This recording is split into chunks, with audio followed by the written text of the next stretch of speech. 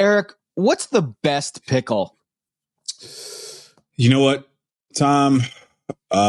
Give me a classic dill pickle. I think it slaps. It's garlicky, it's herby, it's punchy, it's crunchy. It goes perfect with like sandwiches, which I love, burgers, a fried chicken. It's just like the superior pickle, dill pickle. I'm gonna go with fried. What? That's so Southern. Dude, that is it's a so Southern boy Southern. in here right there. Yo, I was fried not ready for pickles that. hit so hard. I love the tang, the sour. I can eat 1,000 of these, lightly breaded. Throw them in the fryer, like the dill pickles. Maze is coming in with the cornichon. I agree, cornichons are fire. Cornichons are good. I was introduced to the world of cornichons, La Sandwicherie in Miami. Miami Beach has this great sandwich shop that has cornichons on this dish with their like vinaigrette, amazing vinaigrette sauce that you got to get like by the gallon. And like the cornichons, I could eat like pop like 100 of those things, no problem. Dill pickle is undefeated. It is undefeated. But I'm gonna go a little crazy here and go with a fried pickle. Fried pickle splatter with a little dip or something like that. It's better than mozzarella sticks, better than calamari, any of those fried little things. Nothing beats a fried pickle. Well, anything's better than mozzarella sticks, but fried pickles, I mean, it defeats the purpose of the purpose. Like you want something light, crunchy, tangy, not fried and battered and heavy, but I mean, each his own.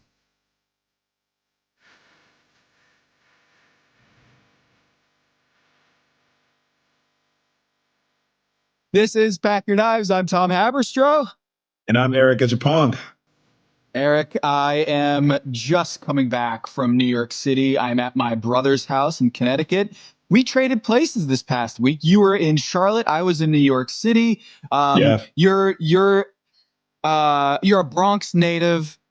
I come into your town. I got my kids at spring break. They're 8 and 5. So like going to hit up all like the American Girl doll, F.A.O. Schwartz, all that stuff. But I did get to go to Time and Tide, which is Danny Garcia's restaurant that he opened up under Kent Hospitality. It's over there in the Flatiron District, right by the Flatiron Building, Madison Square Park, kind of across the street from Italy.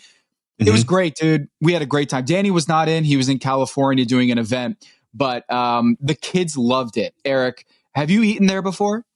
I have eaten at Time and Tide. Danny Garcia's restaurant in New York City, man, it's exactly as you mentioned, and it's as advertised. Great spot, seafood focused, swanky. You can tell that they put a lot of time in there. Chef Jeremy Grant was, one of the inspirations there. But Danny, man, he and his team, they crush it. The food is impeccable. So much technique.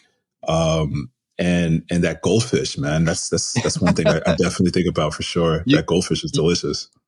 You know what time it is. I got 2 girls, young girls, and I'm like, man, I want to go to Danny's restaurant, but I don't know if it's very kid friendly or family friendly. And I go to the website, and what's the first thing they show? It's a giant goldfish. And I'm like, done, we're going. So I tell my wife, I'm like, all right, we're going to get a 5:30 reservation, and we're going to go to Danny Garcia's restaurant. And of course, it's like a New York steakhouse, but think seafood, and kind of reinventing some of these dishes. It was awesome. I had this like squid cacio e pepe, which was the biggest hit of the night. The tuna collar.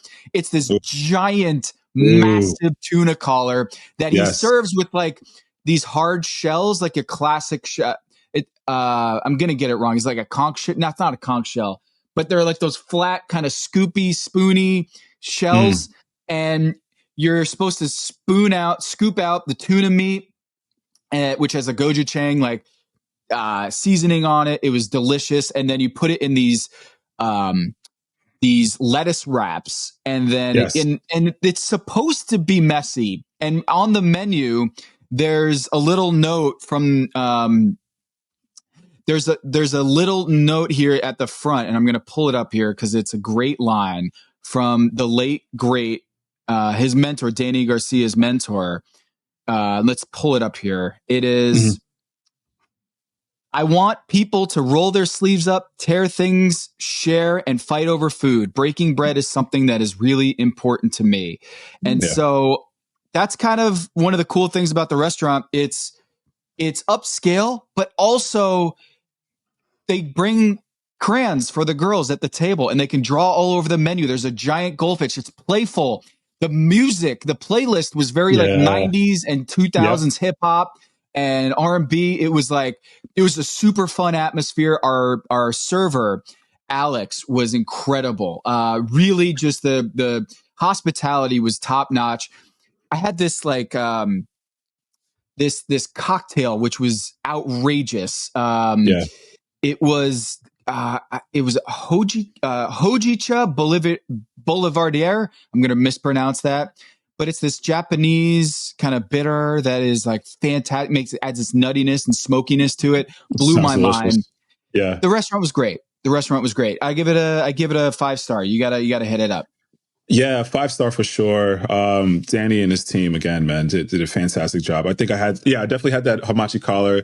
You got to go with that goldfish, man. And Chef James Kent, his mentor, rest in peace to a New York legend. When you talk about like the sort of hospitality feel and that kinetic energy of sort of breaking bread and sharing things and kind of passing it along the table alongside that awesome playlist, like you mentioned, man, it definitely is his spirit in the restaurant. And Danny sort of takes that baton and that torch and runs as far as he can with it. Yeah, it's a massive space. It's a beautiful space, though, man. I think funny enough, I think we might have had the same server as well. Yeah, man, it was a great time. I say same thing, 5 out of 5. Awesome experience. Definitely What's one of the cool best. Is they have like a almost like this backdrop that's supposed to mimic the time of the sunset. So like there's like a screen with like kind of this perforated grid in front of it, and it matches the sunset. So it's on like a time, and so it'll be pink and purple at 7:00 or whatever it is. And it was a really nice touch. Had a great experience.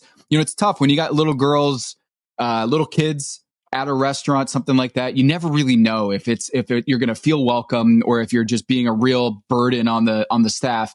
They couldn't have been nicer. So time and tide, it's Danny Garcia's restaurant. And what a time for me to go eat at his restaurant, Eric. Perfect timing. The tide was definitely waving, in your favor as well, man. It was seeing Danny, come through. I always love when Top Chef brings like the previous winners, or just even, Sarah Bradley last week, bringing in, famed and beloved contestants that of the previous seasons. And Danny came through looking very clean, I gotta say, man. I love the fit, love the hat, very, very sharp. Very astute sort of judging points as well, man. They definitely like leaned on him to a lot. And then it's cool because you kind of see yourself as a contestant currently in the future, right? You just had somebody who just won the previous season. You're in the trenches right now. You can see him sort of like coming out and giving you support. So it's definitely a lot of sort of boost in morale, especially sort of midway into the season, so to speak. Vinny was really excited to see him, and so were the rest of the other chefs. I got to tell you, this was a heart-wrenching episode for me because I have Katiana on my team. I have Shawai on my team. I lost Kat and Corwin last week. They go to Last Chance Kitchen. Katiana is joining them at Last Chance Kitchen. There was a lot of crazy stuff that happened in this episode. We had a fire in the kitchen where Massimo, we'll hit that. But there was this drama with Henry and Shawai, this friendly fire where Shawai throws out his like half of his dish, his like actual pickle part of his dish gone. Yikes. And they're on the same team. Yikes. So this was crazy. And that Henry's on your squad. But I think we know who is the favorite of favorites. Like we might have said it last time. Katiana is still like amazing, but like now that she's out of the game, Tristen is delivering on a Buddha low level right now, where it's just like blowing the minds of the chefs, the judges. We had 2 dishes this week, Eric, that Tom Colicchio said was maybe the 2 best dishes he's ever had, and I'm guessing the qualifier is on Top Chef. What were your just big takeaway the performances by Tristen and César with their pickle dishes, because whoa, that's high praise. Whoa. I mean, high is the praise when you have the head judge, Tom Colicchio, who's tasted everything. I mean, his restaurant is called Craft for a reason. He understands flavor. He understands technique. It's sort of like, if you know, a basketball reference, the double bang, the Mike Breen double bang, when you can get, Tom saying that's the best thing I've ever had in my life 2 times. I mean, that's a very rare moment. Maybe we can get someone to check in on how often that's ever happened.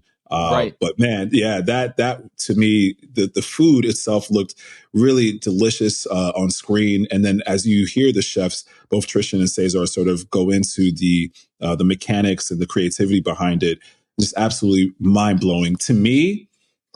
It reminded me of Top Chef season 6. It reminded me of watching Top Chef when I was in college. It reminded me of being inspired by the creativity and the just the sheer sort of like, you got to have a little bit of just like gall, a little bit of just like ballsiness to kind of pull some dishes off like that, right? And you're not necessarily thinking conventional. You're not thinking of textbook. You're just thinking flavor, the best technique, and, you know, see what sticks. And we saw that both happen with Tristen and César's dish. 2 incredible things. I literally left inspired, man. I wanted to run a mile. I wanted to run services right after that. Like, I love that sort of like, you know, push for, pushing the envelope, so to speak. Yeah. And we really saw both chefs go for it. I mean, incredible food throughout. I love pickles. So I really enjoyed sort of the play. And I thought this episode was fantastic. Yeah. I mean, it was, we'll talk about the team kind of aspect of this. The obiata, it's, I guess, a stew, a Yoruba cuisine stew, or sauce. I've never had that before, but Tristen busted that out for his steak tartare, with green harissa, cream, lime cured corn. And this dude, correct me if I'm wrong, he had immunity, right? So like, he and Bailey had immunity, and he just busted out one of the best dishes ever on Top Chef, which is like, what? Like how? Yeah. Like how? I commend him, man, which lets me know that he has a ton of more in his bag that he can pull out, you know, midway and hopefully later on in the season, you know, and now being on my team, hopefully, you know, in the last bits of the season as well, as he tries to make Top Chef. But yeah, the obiata, man, it's like an African mother sauce, man. It's the base for so many delicious West African dishes. Jollof rice being, you know, one of the famed ones, sort of the base before you put the rice in there, and then you kind of cook it together and get the. I've had obiata. I just didn't know that it was obiata. Yeah, exactly that. So you've definitely had it before. To pair that with a tartare, and using, you know, it's funny, taking these ingredients and just being very reimaginative. I think Kirsten had called that out as well. You know, there's peppers, there's onions, there's ginger, all that you would sort of see in the sort of space, the Mexican sort of like Rolodex of ingredients, so to speak. But just taking a step back, like a 30,000 foot view, and, you know, how else can I reinterpret these ingredients? And he was the only one to sort of like think outside the conventional or the sort of low hanging fruit of Mexican, because we're in Chipotle. We're talking about Chipotle. Yeah. So Mexican is clearly the direction that I think, you know, all of the chefs went into. And Tristen, again, sort of this, cerebral. That's the best way I can think of it. That's the best way I can describe it. His thinking, and it's definitely thought driven, and then technique after, which I think is fantastic. He really puts a lot of time into his dishes, and we've noticed that before. So that tartare with that green harissa, man, it sounded amazing. And yeah, using all those ingredients, I thought was fantastic. Yeah, so I mixed it up. I was describing his quick fire, and then the elimination challenge. He had the full sour category, the charred mackerel, celery root, vichy soie, cucumber and celery pickle, Julie, and burnt pickles. I mean, just every dish he puts out, I'm like, this is crazy imaginative, crazy thoughtful, and technique. And he's like an encyclopedia in the same way that Buddha was, where it was like, he's got this like this in sports, you have what they call the clutch gene, right? It's this like ephemeral thing, intangible. I don't know if it actually exists. The math, the studies have shown like maybe there's such thing that you're more likely to come up in big moments by the way you're not necessarily a gene, but just how your brain processes information, that like you can be steely in those moments. Same thing with like Buddha and Melissa King and Tristen, where it's just like they've got this like sixth sense where they can just cook to the competition and cook really creatively and execute, which is, as we're seeing on this show, Tristan's just executing. César's just executing. Like they're doing a great job, and they're both on your team. So I'm pretty upset about it. I just wanted to point that out. I'm so happy you gave me that assist right there. I just wanted to point that out, that yes, both of these amazing chefs are on my team. As I was crafting this amazing team during our draft, you know what I mean? I was in the war room talking with my guys, really just putting pen to pad, trying to make it all happen. And Tristen and César, man, César was very impressive the first competition. I think Tristen was sort of getting his feel in, but now that he's gotten a couple of reps in, I mean, I think I've got the Nikola Jokic. I said this last week. I think I got the Tom Brady of the draft, man. Low pick, high reward. This guy is definitely, he's doing it for me time and time again.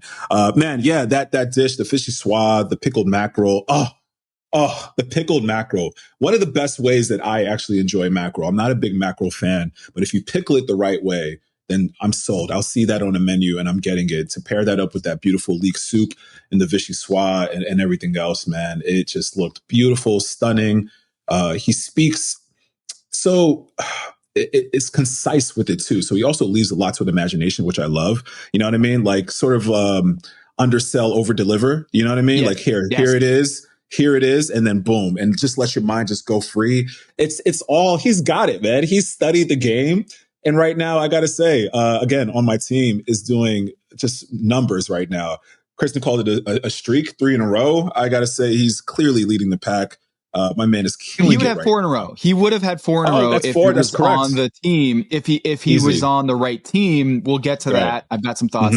But let's go from the top. Now that we've kind of, we've praised your team. We get it. You've got, I think, twice as many chefs left in the competition as I do. You got Vinny, César, Henry, Tristen, Bailey, and Paula. And I'm still, man, I'm slumming it up right now. I got Shawai, Lana, and Massimo left. So you have like 6 chefs. I got 3.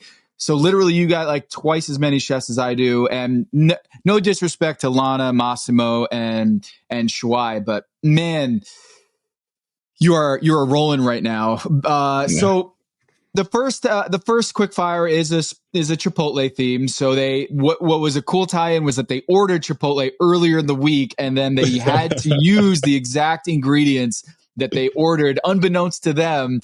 This, as Tristen said, is nothing sacred anymore. Nothing sacred. Eric, did that twist conjure up any memories in Top Chef of like when you were like, did they really?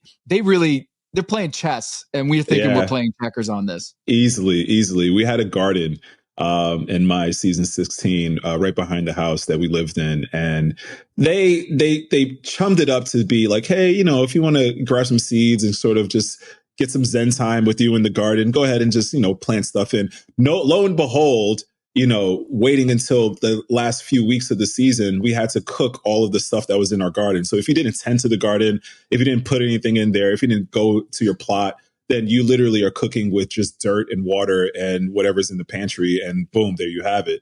So luckily, some chefs took advantage more than others. Some chefs actually just thought of it as a Zen moment and, just kind of get away from the competition for a little bit, just to garden.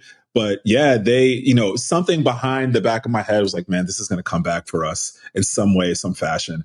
Being from the Bronx, I don't garden as much, man. So I was like, you know what, let me just go back there, drop some potatoes, drop some carrots and tomatoes and whatever else that they had available, and some herbs.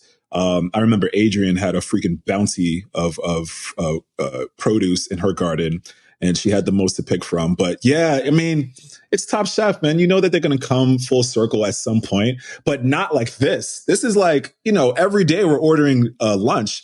Chipotle. It's straight to the point, quick service, delicious food that who would think that someone, a producer or a handler is on a side like, okay, Tristen got this and Bailey got this. And I'm like, come on. I said the same thing. There's nothing sacred. But you know what? Here we are. That you got to do what you got to do. And I thought it was actually a pretty cool twist to have their order, kind of spun back at them in a quick fire. It's funny. Now you're probably after the fact looking at everything that you eat with the watchful eye, thinking that it might come back to you. It's just a mind warp at this point. Yeah, but no, the warp is really one way to put it. Yeah, it's a mind F. Yeah, for sure. Dude, so César Lee he's the guest judge along with his son, Top Chef Masters. He's a chef owner of Lee Restaurant.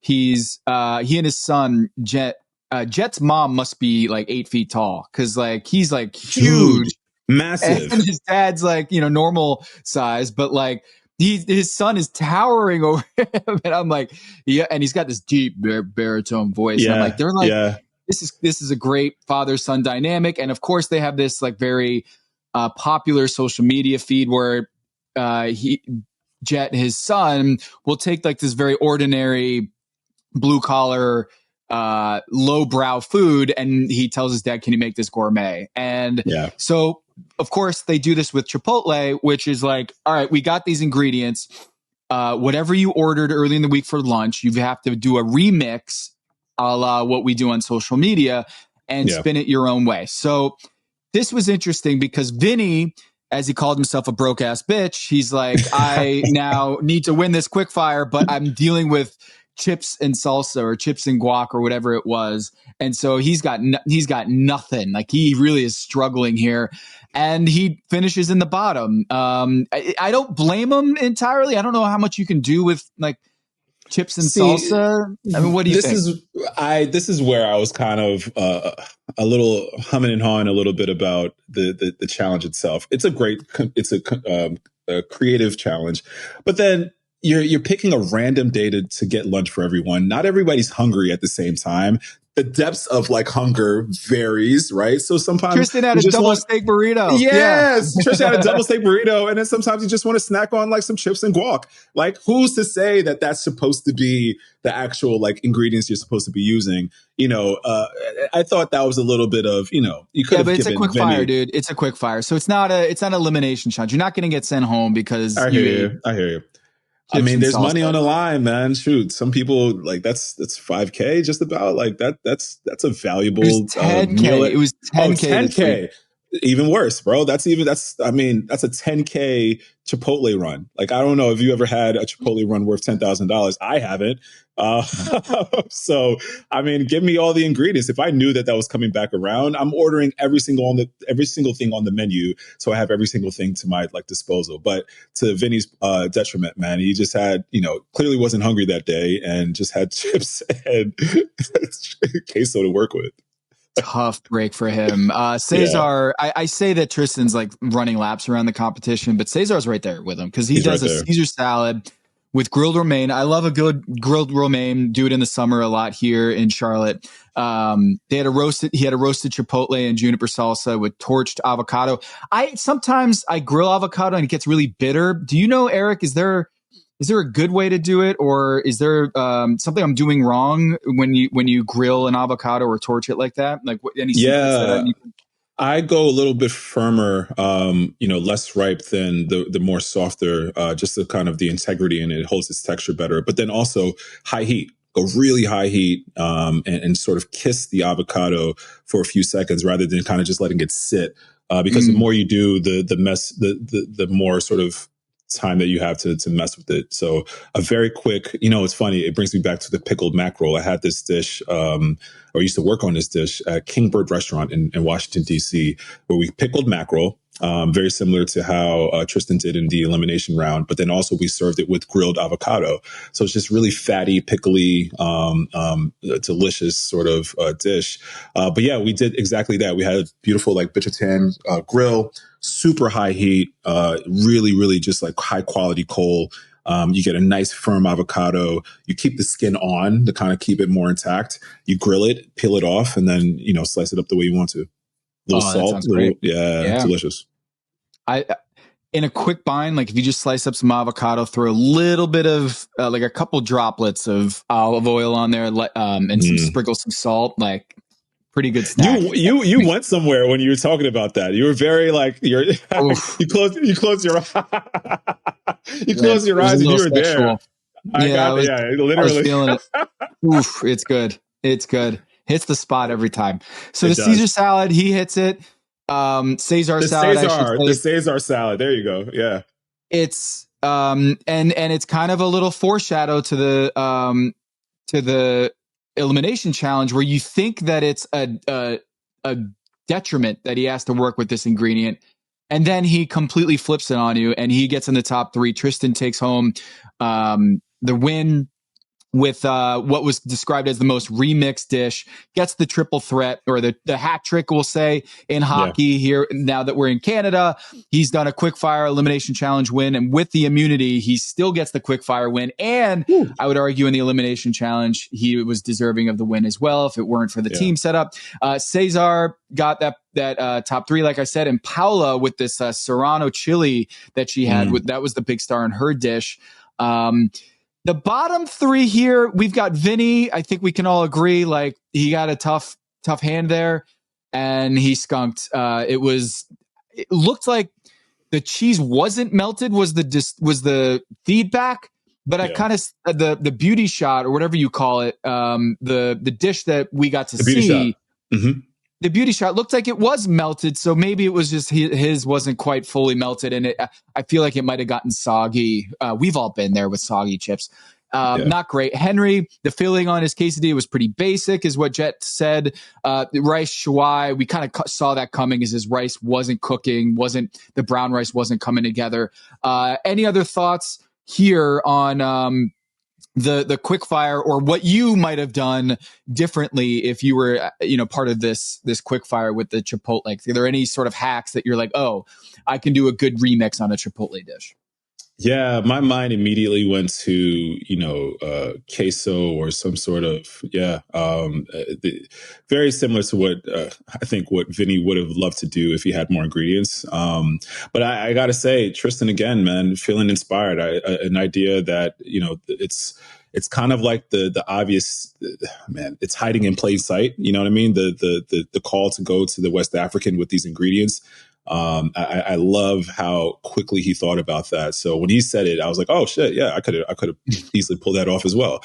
Really good call. But I thought it was hilarious when Tristen was announced as the winner. They did a little cutaway to Massimo, and he kind of did his, he's clapping, but he's rolling his eyes as well. And that's typically, the target on your back. Yeah. Target on your back right now. What a jerk. Yeah. Can't be happy for my guy, Tristen. But it is what it is, man. Tristen, congrats. 10K. Not too bad for a quick fire and for a Chipotle meal, man. So now we head into the elimination round, and it's pickles, as Kristen was very clearly, trying to overstate.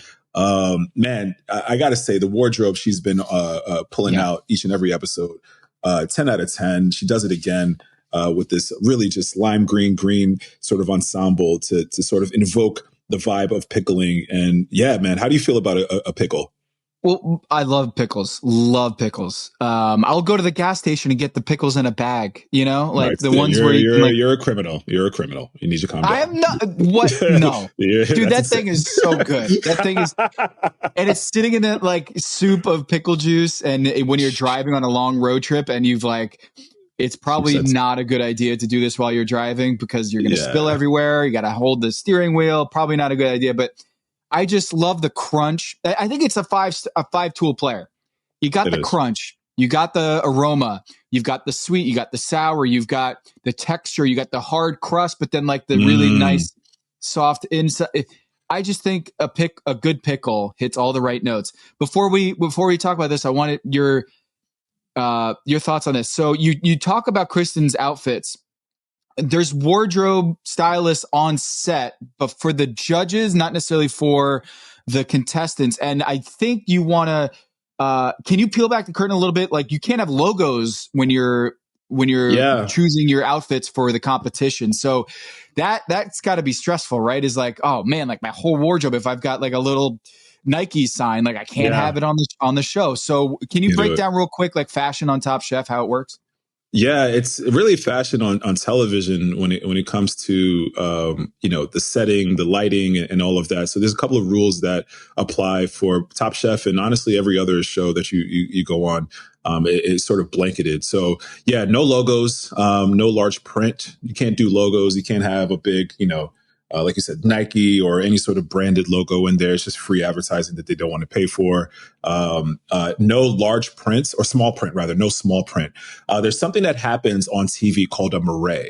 A moire. I learned about this a few years ago. If you were to have, like, let's say, what's that style? A herringbone, that pattern, or a really tight sort of like pattern on your shirt or pants. For whatever reason, it looks like you're floating in your shirt. Exactly. It looks very hazy. So no tight patterns. And what else? White, typically like stark white doesn't work well, with television. So it's either like a cream or an off shell type of color, tan that works best. So then it puts you in a world where you got to go very bold, color, solid color, Gap, where it's just like or Old Neighbors, bold colors, where you're able to big bold colors, solids. Exactly, it's 100%, and you kind of like blotch, or block coloring. So very similar. I mean, exactly what we're talking about right now. Tristen had a beautiful sort of like light green, dark green, but then Danny Garcia comes in with the white and the blue, and it's just a very just kind of like two-toned color thing. And that's really the language of the wardrobe when it comes to television. You got to wear those really bold colors. And there it is, man. So I myself, hosting Wildcard and Alex vs. America, that's what the world I have to sort of be in. So you have a stylist that works with you on those shows, but you have like Tom Colicchio. Is he wearing his own clothes, or is that all stylists? I do not have a stylist. It's all that is the highest compliment I could ever give you, Eric, is that I assume that you got a stylist because you look so good on TV, dude. I appreciate that, sir. I appreciate that. No, I take the time and I just do it myself, man. I don't know if I want to let go of all of that. You know what? But I feel like Tristen, her style has always been very sharp and very tailored look as well. So she may or may not have a stylist. I wouldn't be surprised if she does it, because I think she just has a very keen eye for what looks good on her and the clothes that kind of fits well with her body and all that. But Tom, he's very classic. He's blazer, button down. He's got the hat, the Kangoils. Oh man! Shout out to season 2 with the soul patch with Tom. Yeah, the soul patch is classic when you go back into the archives and you see with the Kango. Dude, when I was in high school, I might have had a soul patch for like a week or two. Please. I know, dude. I might have had like a very Tom Colicchio. Like, who was it? I keep forgetting that dude's name. Who was in like Stained or whatever, the bald look with the soul patch where it's just like, Tom, you can't. Gosh. I wasn't bald in high school, but I'm just thinking, not Smash Mouth Maze. But yeah, anyway, we got the elimination challenge, which is pickles. Yeah. So there's 5 rounds, 2 teams, 5 rounds. You got cornichons, round 1, round 2, sour pickles, dill, round 3, spicy pickles in round 4, and bread and butter pickles in round 5. They basically have to do schoolyard draft, where Tristen and Bailey are on separate teams because they won the last challenge. And what you're seeing is Tristen is right off the rip. He's going Katiana. Now, we've done this study before at Pack Your Knives. Drafts first pick is actually a burden. It's actually a disadvantage. Weirdly enough, for whatever reason, the team that drafts first in a draft, when it comes to these kind of team competitions, they disproportionately lose. And Tristen had the first pick, goes Katiana, then Bailey goes Lana. She goes Girl Squad plus Massimo and Vinny. So like Katiana first pick, Lana, then Tristen goes Shuai, Bailey goes Paula, Tristen goes César, Bailey goes Vinny, Tristen goes Henry, and then Massimo's the last one, and he gets chosen last, and he jokes, they probably didn't see me. So, do you have any theories, Eric, why you might not want to draft first in sort of these draft scenarios, or why you might see this kind of this tax on drafting first? Man, I wish I knew. I wish there was some sort of a tell, or some rhyme or reason to why is it that when you pick first, your team disproportionately is at a disadvantage or goes home. I don't know if it's bravado. I think that's the thing that sort of comes back to me. It's not necessarily a statistic thing. I don't know if it's like I think it's just the idea of like, okay, I'm picking the best, and then maybe the bravado sort of just like leads you astray. You think you have the best people because you're picking first, but then, you kind of allow that air of confidence to maybe sabotage you in some sort of way where you're not necessarily, trying as hard, or maybe there's a little bit too much, man, again, a basketball reference. Like maybe you're not like talking or critiquing it because yes. You might be like, hey, I chose you, so like I think super highly of you. I agree. And you might be to like offer feedback or have some sort of constructive like, hey, if you're on the bottom team, or if you're not getting first pick, you might be more willing to have those kind of tough discussions. Legitimately, I think that's it. Sort of similar to, when a star player gets on another team with another star player, and it's sort of like, okay, I'll pass it to you. No, I'll pass it to you. I'll pass it to you. You're not objectively getting the job done while winning the game. Mm-hmm. You're more so sort of playing favoritism within within the team, and that's exactly what's happening here, where you're sort of trusting the laurels and sort of the I don't know, the streaking, or I don't know what it is, but you're trusting the caliber of the chef, at least in your head, more than you're actually, critiquing and fine tuning the team itself. Mm-hmm. And that could be a detriment to you, versus, like you mentioned, when you're sort of, the underdog, and you're coming in and you're like, you know what, you have that sort of like will to win. You want to you want to prove yourself. So you're critiquing every single thing. And I think that sort of, putting stuff up to the wall and really seeing if it sticks versus not, gives you more definition. It gives you more,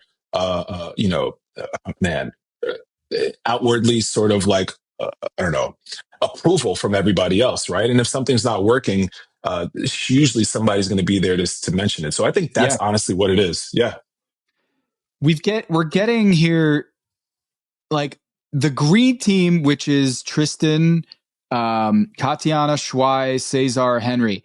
I mean, you put that team against any team in Top Chef history, those 5 chefs, they're gonna compete at a high level. It doesn't work out because of one mistake, in my opinion.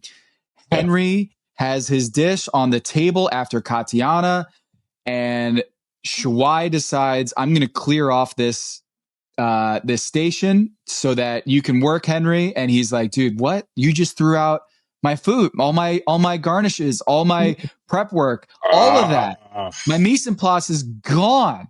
Yikes. He said he had to cry in a bathroom afterwards. He was so distraught over what went down. Eric, he held it together. I would have lost my mind if that happened. Man, you know what? I gotta commend Henry so much. Great cooking all around this episode, but temperament and staying cool and level-headed, even in the face of defeat and elimination. It shows how you handle yourself. If I was back home at his home restaurant as one of his line cooks, I'd be proud to be like, that's my head chef. You know what I mean? Because you handled yourself as professionally as possible, and you let your emotions sort of like come out in a private moment. I think with a lot of people, 8 out of 10 people would have flipped the gasket, would have cursed, would have yelled, would have whatever. But one of the very first things I was told before I did my season of Top Chef is, regardless of what happens, you don't want to look like an asshole on TV. And I think Henry really composed himself as professionally as possible, and really didn't, as much as we all could have obviously, understood how and why he would have blown his, Gasket, yeah, blowing it, yeah, blew a blow the gasket, yeah, gasket, blow his yep. gasket, at Schwei's direction. He didn't. And it's tough, man. I mean, two things. The dish objectively sounded amazing with all the components. And, when he mentioned the pickle jus, I wrote that down in my notes. I'm like, oh my God, this sounds delicious.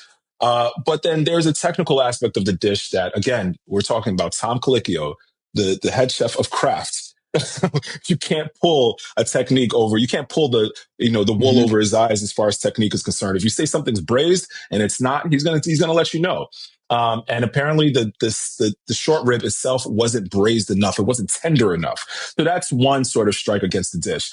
But then the mise en place, the pickling aspect, right? Like that in and of itself is all of the knife work and the cuts of the daikon and everything else that are going to bring that pickled sort of element to his dish. And that's It's the thrown whole away. thing. It's the whole That's thing. the It's whole the whole elimination thing. challenge. So you can't, Yikes. and there's 10 minutes left. Like there's only so much time. It's not like he can go back and start from scratch and like, hey, No. everybody on the team, everyone on the line, we got to do this mise en place. They only had 10 minutes. So Eric, he's like, I got some, I think it was leftover like daikon crumbs or something like that he had to throw on the plate. And one thing that's important here is that it didn't seem like he didn't blow him up on the judges table. Like he could have just been like, Shawai, I'm sorry, but I'm throwing you under the bus, and you ruined my whole Top Chef journey here. Could have been upended by your stupidity, throwing away. Like you got to say, hey, this is Katiana's, right? Is it hers? All right, cool. Yeah, and then throw it in the garbage. But like that's a kitchen. I've never worked in a very intense kitchen like that. You have to take some liberties and make some judgment calls, and that one was the wrong one.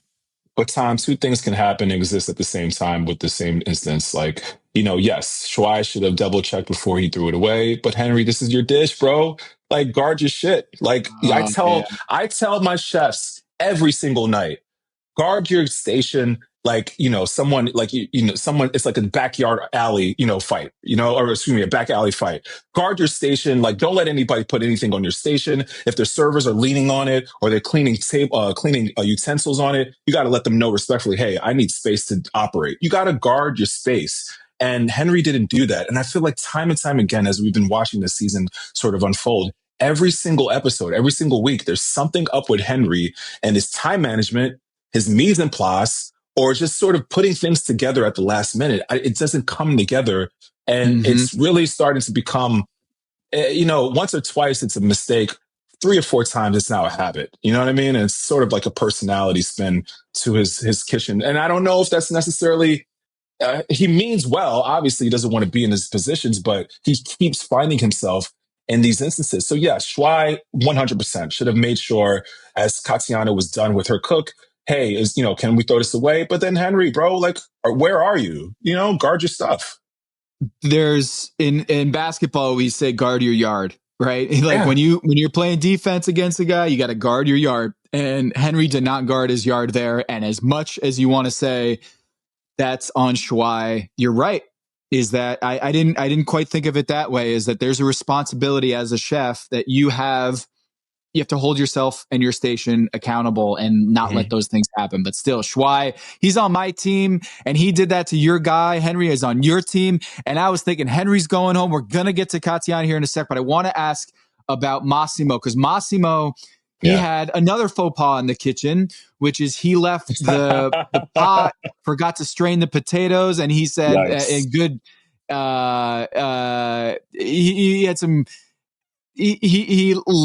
he had a very good disposition about this and in very Massimo way, is that like, basically that's how you build a bomb. He made a mistake. So 2 questions. What was the mistake? Again, he forgot to strain the potatoes. So that was a bad thing if you do it on the kitchen. And secondly, have you had like a 5-alarm fire in your kitchen before? Or like, what are do you have any war stories about a fire breaking out in a kitchen?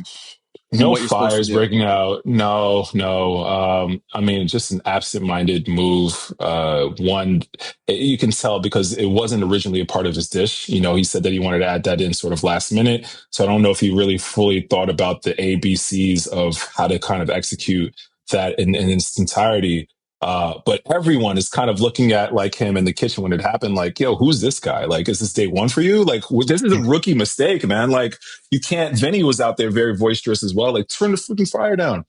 Yeah. So he's building fries or some sort of fray for texture for his tartare dish, and it sounds to me like I don't know if you've ever fried something that has moisture around it and it can kind of pop at you, and you know what I Mm-hmm, mean. It's mm-hmm. plantains or a wet fry or something like that usually is the case for that. But I would imagine him taking and chopping a bunch of potatoes wet and then throwing them in. Oil and water don't mix, right? You have to dry those potatoes off before you go ahead and fry them. So you put a bunch of wet stuff, wet potatoes in a fryer. It looked like the fryer was maybe like 3/4 full, and then the potatoes kind of just is submerged in there, sort of added more volume to the pot. So now you just got this like fireworks of mess that's happening. You're on the plancha, so it's adding more heat to it. It just looked like a situation that could have went bad really, really quickly. Hopefully, thankfully, cooler heads sort of prevailed, and he put the fire out immediately. But honestly, if that was to happen, I'd probably tell the producers like, "Hey, we're not putting that in there, are we?" We're not going to roll that, are we? And they did, man. Massimo, bro. Absent-minded stuff like that happens, but that on the national television level is pretty embarrassing, I got to say. Yeah, Bailey said, "I'm not mad at Massimo. I'm just disappointed," which is such a maternal thing to say. I'm like, oh, I heard my mom saying that to me back in freshman year in high school. There's a lot of that in that scene, but look, man, he comes out with he kind of pulled a Vinny here, where he did this like kind of gimmicky thing where he knew L'Express, Gail's favorite restaurant across the street from his restaurant in Montreal, has this steak tartare dish, and he did a cannoli, and it was mind blowing. They loved it. He, interestingly, he didn't sweep his round of cornichons. He won 6-2. Yeah. Vinny got swept by Tristen, and Bailey got swept from César, but neither of those two, Tristen or César, win the episode. It goes to Massimo, who won 6-2 against Shuai for his cornichons because he was on the winning team. And this is where I kind of wish they had not just like head-to-head record, it was also point system. Because if it was a point system, then it would be a lot more interesting. We would have it to the final dish. I think maybe it wouldn't have, but then the green team wouldn't have two of the best dishes ever in Top Chef history on the bottom team. So like, you always run the risk whenever you do a team competition, a team challenge in Top Chef, that you're going to have the best dishes in the bottom, because it's all about the lower floor when it comes to the winners or the losing team. And Katiana had the lower floor, or just it didn't work out in the one-on-one matchups. But it was just weird to say Massimo won this challenge, when the two best dishes that Tom's ever had on Top Chef were on the same competition. So that's why Eric, in the scoring system, I gave Massimo +10 for winning the elimination challenge, but I gave Tristen and César +5 as if they were in the top 3, because I kind of felt like they had the two best dishes. I feel like we could have given them the nod, so they get +5. Tristen, we talked about already. One of the best things he's ever had. The other chef who won Top Chef Canada said it was unbelievable, Tristen's dish. César, I think it might have been Kristen or Tom, said this was my favorite dish of the day. Was the dill ice cream with the curd, was cooked perfectly. I mean, talk to me about the bread.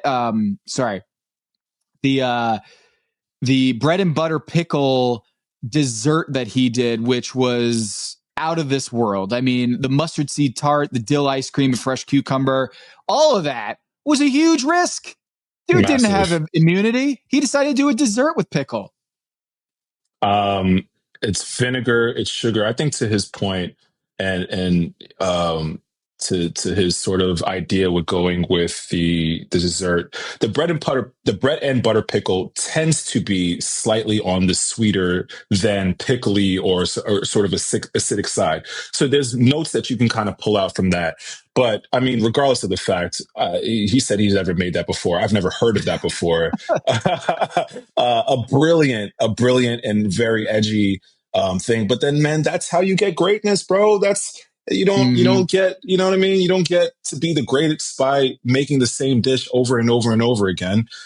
You get to be the greatest by doing something avant-garde and completely off the cuff. I mean, these chefs, the judges rather, have had food for 22 plus seasons and they've probably eaten it all. So to surprise their palates and their minds like that, like, go for it. Wow. And I got to commend Cesar, man. Like, I thought that was a brilliant play. The dish looks stunning.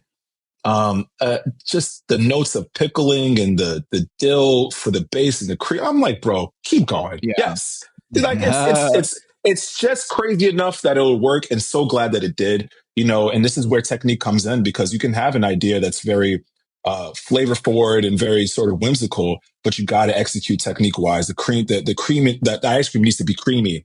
The tart needs to be crumbly. Like, all of those things need to exist at the same time. And it seems like he hit all those notes, and really excelled in a dish that, again, I will never, ever probably have, but super excited to try it if it ever came out. He needs to put it on a menu, man, because that is so surprising. I remember the first time I had olive oil ice cream when I was it's like 23, and I had it. I was like, I don't know why I would ever want that. And then you have it, and you're like, oh, I get it. Like, it's rich. I get it. Like, yeah. Like, it's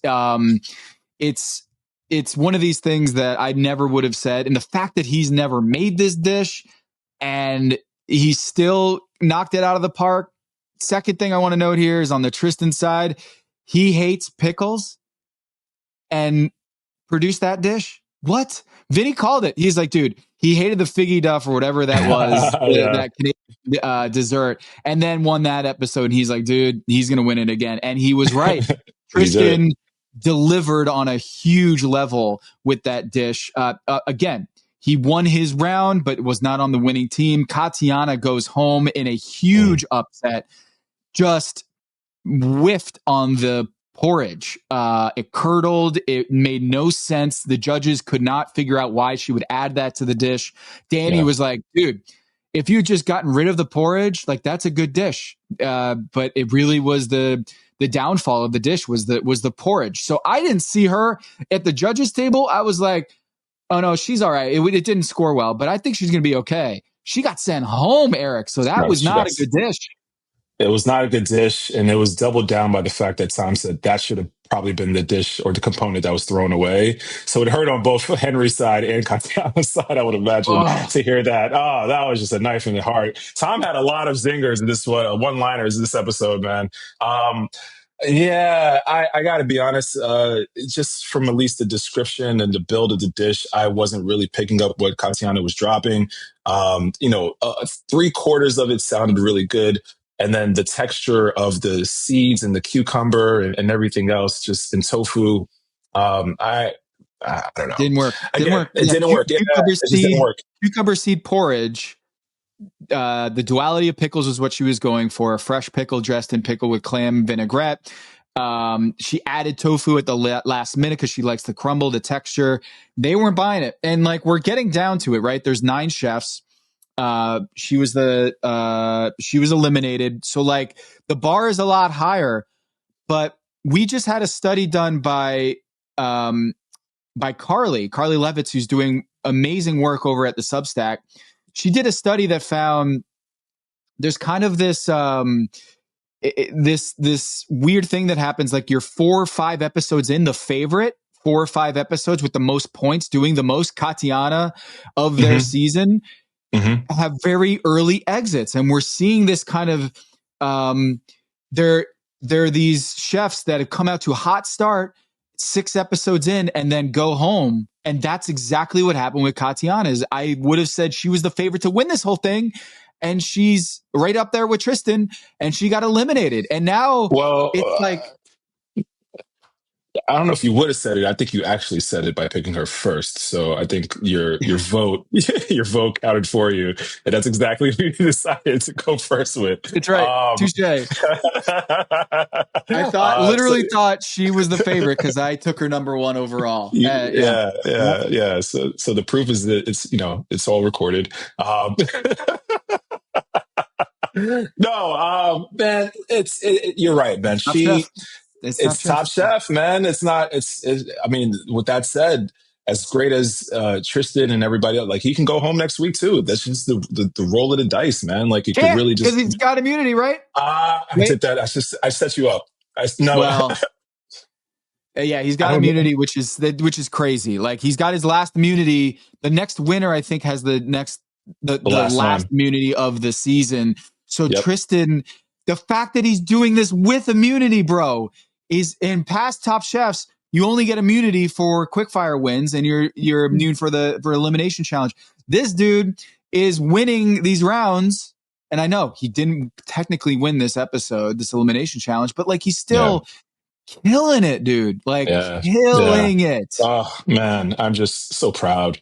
Again, I'm like, just that proud GM that's looking at their draft pick walking across the stage, hugging their mom, hugging their dad, making that, that walk across the stage, shaking Adam Silver's hand. And I'm just, shedding a tear in the corner of the war room. I'm so proud to have Tristen on my team. So proud to have César. Such a robust team with 9 chefs left. I feel like I have the lion's share of them. What's the score? I wasn't keeping score, but if you can help me out. Apparently someone's telling me it's 89 to 65. You got plus 21 this week. I got plus 7. Now, Maze in the chat has been blowing me up, being like, dude, what is going on? The last 2 rounds, the last 2 weeks, you've got 50 and I've got 6. So you're pulling away. Tristen is mowing my people down. You've even got Bailey back into the competition. I gave her 2 points this week because even though she was on the winning team, I just kind of felt like she was in the middle along with Lana and Vinny. Vinny's kind of, he's scuffling a little bit, and his energy is catching up to him, I think. So I agree. It's another gimmicky play with trying to impress Danny Garcia, doing a dish that's so I mean, I want to see to Sarah Bradley's point last week. I want to see Vinny on the plate, and I don't want to see renditions of his favorite chefs or these sort of like hallmark moments in his life. Because you're not really expressing yourself. I think everyone thus far in the competition has really put themselves on a plate somehow, some way, except for Vinny. And he's just copying and pasting. He's Command C, Command Z. Like he is just. And Danny was like, "Yeah, this is pretty much the same dish, but like that's not what we're here for." And it's not what we're here for. I was cringing, bro, when I saw him be like, and this is the first dish I ever was in charge of at the Nomad. And I'm like, dude, Danny's probably rolling his eyes too. Like, he's probably like, I know, I get it. Like, we worked together and we did a Bocuse d'Or, whatever competition together. There was a photo of that. But it puts Danny in a weird spot because then the judges are going to be looking at him being like, oh, you're going to take it easy on this kid. Yeah. And no. Like he's like, yeah, this is a pretty much to a T. That dish that he made needed a little bit more seasoning, I think he said, but enough Vinny with the Nomad, bro. Enough. Yeah.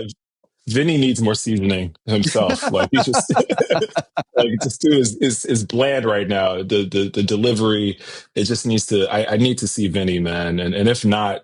There's not much. There's no many hiding spaces. Not a lot of hiding spaces that you can have this far into competition.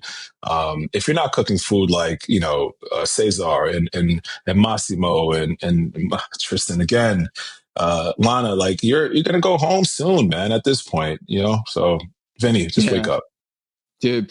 Vinny has 8 points for you. He had 10 in the opening episode. So after we drafted, you didn't get the 10 points that he scored in the first episode. So he literally has fewer points in 5 episodes than he did in the first episode. So that's kind of what we're talking about here in terms of like he's coasting right now. He's just playing the hits back at the Nomad. And I really suggest, and I hope we see it, that he kind of pulls like a little bit of his own identity out and just says like, you know what? I'm gonna do something that isn't just like tailor made from a recipe I did over at the Nomad. So César is in second place in our point system on the season. First is Tristen by a mile. He's got 37 points. César's got 23. You got Katiana, who got sent home.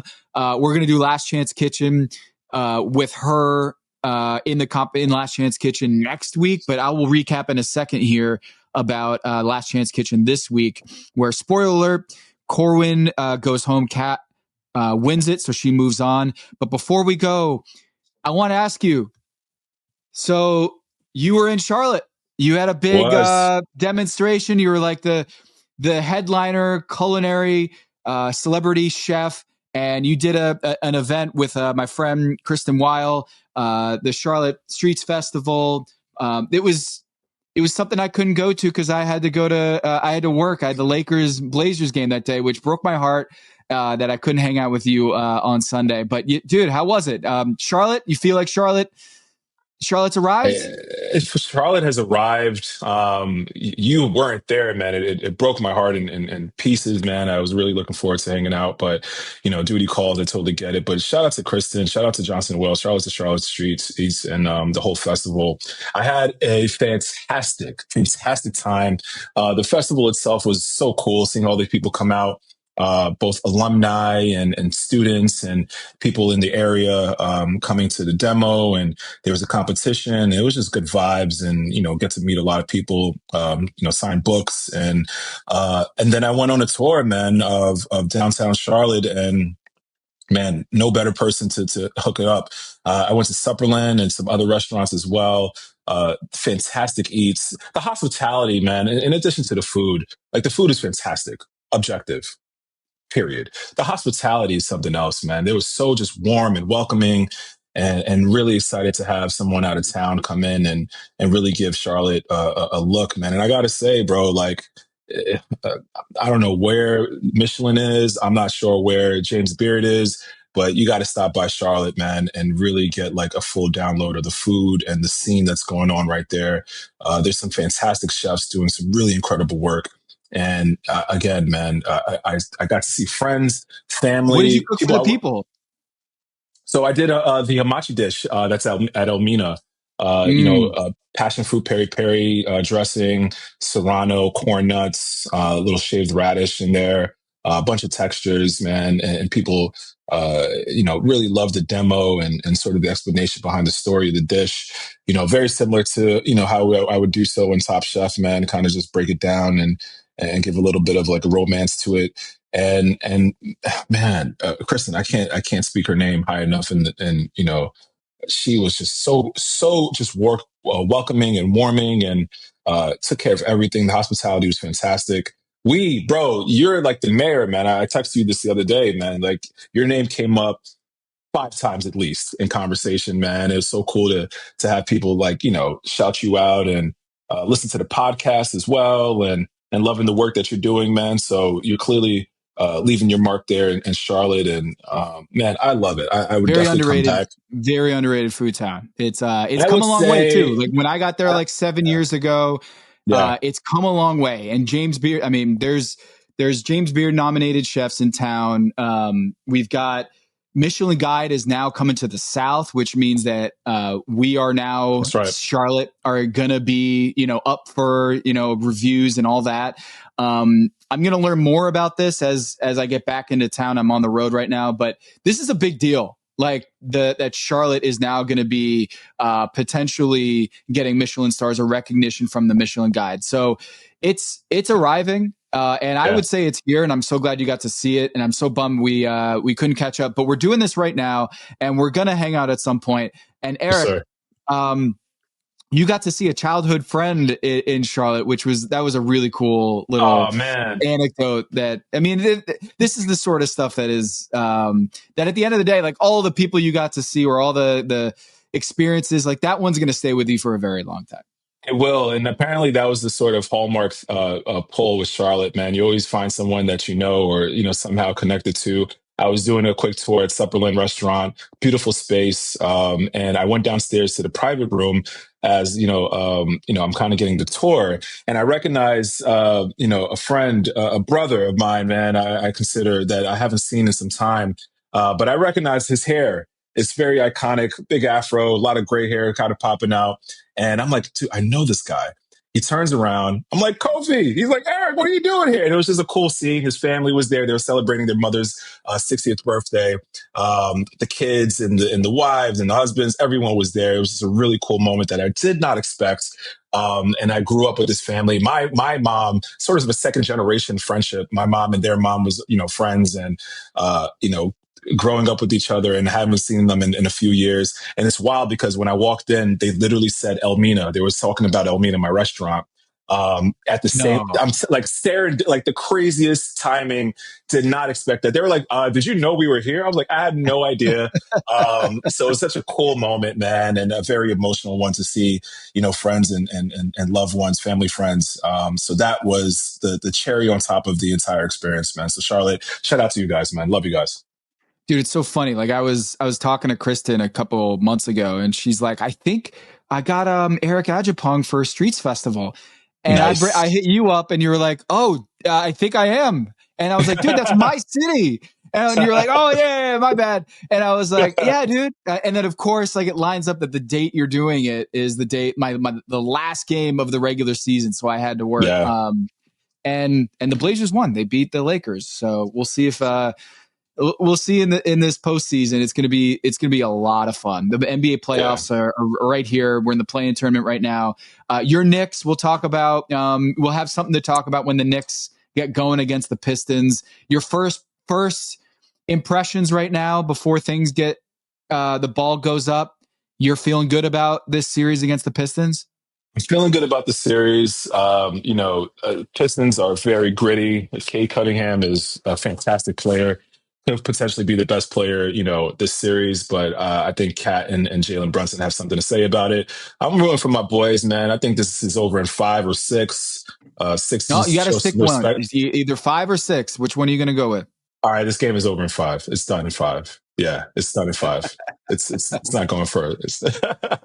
It's over in 5. And I'm looking forward to it. Hopefully, this is sort of the pull that the Knicks need to kind of get themselves ready for the next round. We haven't done so well with some of the top tier competition this year, but I think after a really gritty first round, we'll be ready to really get after it. And yeah, I'm ready, man. Ready for the Knicks to take over. So if you want to catch up with what Eric did at Charlotte Streets Festival, it's a play on Eats because Charlotte Eats is one of these local community, food promotions, and there's that Tristen helps run. So go check out the CLT Streets Festival on Instagram to see not just your cooking, but also the competition that was here in Charlotte. It was great. And if you haven't come through Charlotte yet before, and it might have been 20 years ago, it is not a banking town anymore. It is not an old crusty white banking town anymore. Go check it out. It's great. And Supperland is a great spot. It's right around my neck of the woods. So we go there time to time. The brunch is, as much as Eric, we've talked about brunch here, and we know Tom Colicchio does not like brunch, but they have an outstanding brunch over there at Supperland, a beautiful space. Eric, great episode. My team is decimated, but I'm counting on you, Lana. I'm counting on you, Shuai and Massimo. Yeah. You're my last strands of hope. Please pull it together for Team Tom. I don't even know if I could offer you all three of my contestants, and you would not give up César or Tristen if I offered all three. No, man, you got to pull a little bit more than that, man. I saw next year's draft. Oh, next year's draft, something, man. You got to give me a little bit more. No, dude, I'm excited, man. My team is flourishing right now. Shout out to everyone who's still, kicking and providing just so many points for my squad. I got to be honest, man. I love seeing this sort of lopsidedness. I went in with this very strategic, going to, picking the 2 and giving you the first pick. Cassiana was very promising, but now that she's out, it's green pastures for me, man. So hopefully if we ride steady, we got this. Yeah, Eric. Appreciate you this week and every week. You're riding high right now. We're not at Restaurant Wars, but we're coming up close. There's 9 chefs left. We've got a Niagara Falls and a pizza elimination challenge coming up here. So very curious to see how that goes. Anything you want to plug before we go? No, man. Just Almina's doing great. Goddess of the World is out there. Let's go Knicks. Let's go Knicks. First and foremost. All right, Eric. We'll talk next week. Yes, sir. What's up?